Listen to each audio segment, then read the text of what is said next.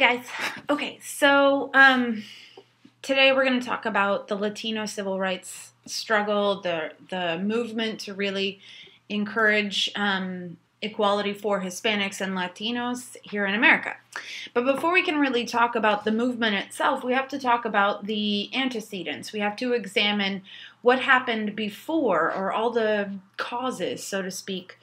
And so I kind of want to start with some organizations that were created by Hispanics in the early 20th century and the first half of the 20th century that really fueled the civil rights movement that's going to come out of the 60s and 70s.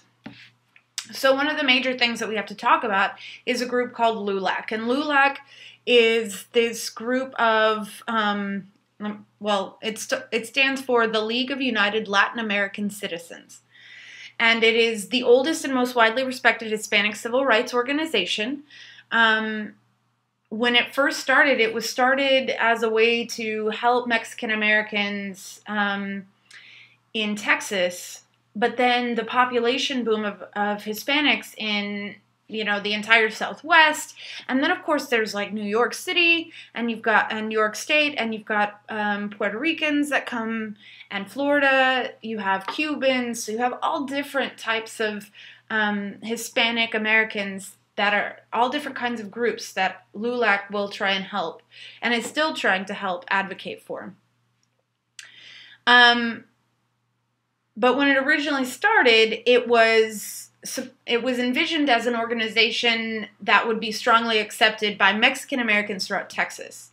And its guiding philosophies were this idea of all those of Hispanic origin should be accepted equally and should be treated equally on all levels, socially, politically, economically, in education, in day-to-day life. So they will really be the first group to start advocating for this Hispanic culture. Now, another program that's going to come out of the first half of the 20th century is called the Bracero Program. Now, strangely enough, this is a program that FDR started as part of the New Deal. It went into effect in the middle of World War II. And it was started as a way to provide a stopgap for migrant farmers in California. And what was happening is all of the usual, seasonal workers, seasonal farmers of California were going off to war. They were soldiers. And so the Bracero program was built to invite migrant farmers from Mexico, so Mexican nationals, Mexican citizens, to come for the season, work, make some cash, take it back home when they were on the off season. And it was a 22-year program. So even after World War II, even after the soldiers came back, they kept the Bracero program going. More than 4.5 million Mexican nationals were legally contracted to work in the United States. And basically, what's going to happen is in the 1960s, it's going to be recognized, as you know, Cesar Chavez will actually speak out against this idea, because he said that Mexicans were stealing jobs. Because what was happening is Mexicans would come to America and would work for wages that were so low that Americans could not compete with that. Not that they couldn't, they were unwilling to compete at that wage price. So, but what this Bracero program will do is it will feed a circular migration pattern for Mexicans into the U.S., and so it kind of it's the precedent. It's what starts this whole thing of Mexicans coming to the United States for work and sending the money back home or going back home whenever they were done with the job. So just so you know, those people who are anti-immigration, we started that whole trend. But speaking of World War II, World War II will provide lots of opportunities for Hispanics and Latinos to really,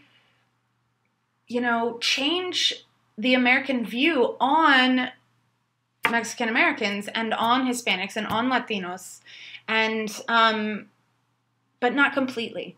Because here's what's happening. You have all of these Hispanic men and women signing up to join, they enlist, and they are proud of being Americans, and they go and they fight, and then they come home after the war, after fighting, and basically they were held to a lower status. And all of this discrimination really led to some serious questioning by a lot of Hispanic Americans. And because of this, a lot of these returning soldiers are going to create a couple of organizations. They're going to help create, or they're going to advocate for, or they're going to join a couple of organizations. You have the GI Forum, and then you have the Mexican American Legal Defense and Educational Fund, and that's MALDEF. Now, what these two groups will do is they will provide a legal backing to things that Lulac had already started, this advocating for equality and acceptance. And now they're going to take it to the courts using the GI Forum. And GI Forum is really going to go after educational reform and preventing segregation of Mexican American children. And MALDEF is really going to provide that kind of legal counsel and legal aid to Hispanic Americans. Now, the American GI Forum, so basically, let's talk about that one a little bit more. But it started by a guy named Hector P. Garcia, and it was founded in Corpus Christi, Texas. Go Texas. And they were trying to, at first, because they're GIs, they're trying to deal with the failure of the Veterans Administration towards Mexican American veterans. But it's going to become nationally known for its role in the Felix Longoria affair. And in this incident, the body of a soldier who had been killed in action in the last days of the war was being returned to his hometown of Three Rivers, Texas. And the local funeral home refused to let Private Longoria's family use its facilities for the wake because he was Mexican American, and the funeral director worried that the white customers would object. Through the support of the GI Forum and help by LBJ, that would be, future President LBJ, Longoria was buried at Arlington National Cemetery, and this is really going to be the starting point for Mexican Americans and Hispanic Americans to really start to organize and move forward in the civil rights movement. Now, unfortunately, although Hispanics, especially Mexican Americans and Puerto Ricans, participated in the movement, they didn't gain widespread media coverage or national visibility for their efforts. Without such recognition, legislation such as the Civil Rights Act of 1964 and the Economic Opportunity Act of 1964, while creating enormous change in other areas of the country, had relatively little impact on the Hispanic community. In large part, the invisibility that plagued the Mexican-American civil rights movement was a result of the movement's geographic isolation, which caused it to be overshadowed by the more highly visible national movements, like African Americans and women. And so additionally, Mexican Americans lacked the kind of institutions like churches and SNCC and SCLC and Students for a Democratic Society, SDS. So they lacked all of these institutions like this that were critical to the success of African Americans and their civil rights movement. So they had no way to really unify. They had no central point, no central figure even to really unify around. So thankfully, the Ford Foundation decided to finance a major study of Mexican Americans by scholars at the University of California of Los Angeles, so UCLA. And it decided to conduct a less academic and formal investigation and subsequently hired 3 highly respected Mexican Americans. Herman Gallegos, Dr. Julian Zamora, and Dr. Ernesto Galarza. If I butchered them, I'm very sorry. To travel throughout the Southwest, and those three guys, they consulted with other activists and leaders about what else might be done to help the Mexican-American community. And what they found revealed that Mexican-Americans face numerous obstacles, especially with respect to poverty. They also illustrated a clear need for more local grassroots advocacy organizations for a source of ongoing technical assistance. They had to create a way to help coordinate and strengthen the work of these local groups to really push a national advocacy on behalf of Hispanic Americans. And so in the 60s, we'll have a lot more organizations that really are created. So we'll have a political group called La Raza Unida, the United Race. You'll have Mayo, or the Mexican American Youth Organization, which was founded in San Antonio and was the major political organization of Mexican American youth in Texas. It was actually led to the founding of the Raza Unida Party. And like many Mexican American organizations in the state, Mayo sought social justice. But unlike older and more established groups like Lulac and the GI Forum, Mayo stressed Chicano cultural nationalism and preferred the techniques of direct political confrontation and mass demonstration to accomplish its goals. So it really took a leaf out of the African American civil rights movement in this idea of mass demonstration. So activism among Mexican American university students in the mid-1960s grew out of this idea. So we also have the YLO, which are the Young Lords, and they're Puerto Ricans, I think in Chicago, and they organized around this issue of gentrification. And if you don't know what gentrification is, very quickly, gentrification is the idea of basically taking an older, rundown part of a neighborhood, buying everything really cheaply, and then making it over, jacking up the prices of rent and the cost of everything in the area, which kind of forces, if you didn't already buy them out of their homes and their neighborhood, it forces them out of their homes and their neighborhood. So YLO was really trying to prevent gentrification of these poor, predominantly Hispanic Puerto Rican neighborhoods. The YLA newspaper was the principal crusader for their message. If you look up things about the YLO, however, it is sometimes connected to gang activity, but I don't know if that's just this idea of seeing a bunch of young Hispanic kids, Hispanic males all together, and guess what? Graffiti was probably part of it, so they may have been seen as hoodlums to some people. They may have seemed like a gang, but their whole idea, the whole purpose of them forming was to try and help their neighborhood. And they had this urgent call for like Puerto Rican empowerment, and they wanted local and global action to help the Puerto Rican people. Then we have the United Farm Workers.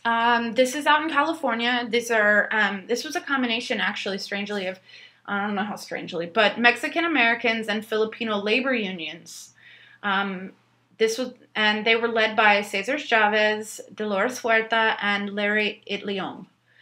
And they'll propel that migrant farmer plight to national prominence when they start and maintain a labor strike, and later national boycott against the California grape industry. Do you know there are still aftershocks that you can feel of this boycott today? It's crazy. People still talk about this. People still make sure that they aren't buying grapes from those, guys out in California. Greatest part is the courts. Remember how I talked about the GI Forum and MALDEF and how I said that they were starting to go to the courts? Well, we have a few really key cases that help the Mexican American and Hispanic cause. We have Mendez versus Westminster, and this was in 1947 and will really be the first kind of anti-segregation in education court case. And basically, kids in California were being segregated because of a language deficiency. And eventually, they will find for Mendez, and Mendez will win, and it will set the precedent for later court cases, especially one here in Texas, Delgado versus Bastrop ISD. And because here in Texas, they were separating Mexican Americans for children for the same reason. They had separate schools. Delgado will win. Yay, sort of. Delgado v. Bastrop ISD will essentially set the stage for not separate schools, but separate classrooms. So there's that. Hernandez versus Texas, not an education court case. Basically, it revolves around this guy, Pete Hernandez. He's 21 years old, he's single, he's a cotton picker, and he was out drinking with a friend at a bar. And according to reports, he became disruptive and was removed from the bar. Apparently, Pete went home, got a gun, returned, and shot the guy that he got into a fight with at the bar. So he was indicted for murder because he shot someone. Very quickly, he was determined guilty. He was sentenced to life. And then the defense attorneys, his attorneys, decide, you know what? I see a problem with the system here.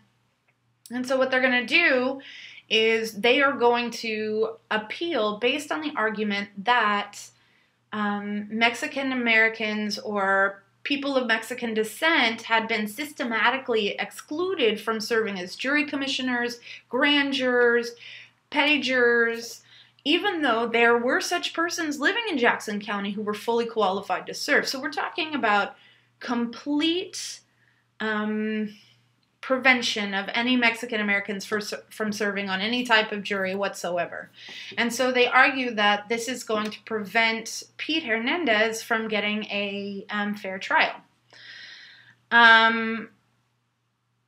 So you have all these court cases, you have all these groups now, and Hispanics across the nation are really going to start fighting for their equality. They now currently have a system of organizations to center around. They have heroes to center around.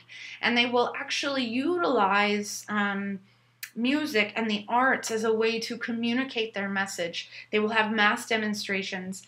And it will help. Segregation of Mexican Americans is going to end in the Southwest. And some would say it has gotten better. Some would say it has not.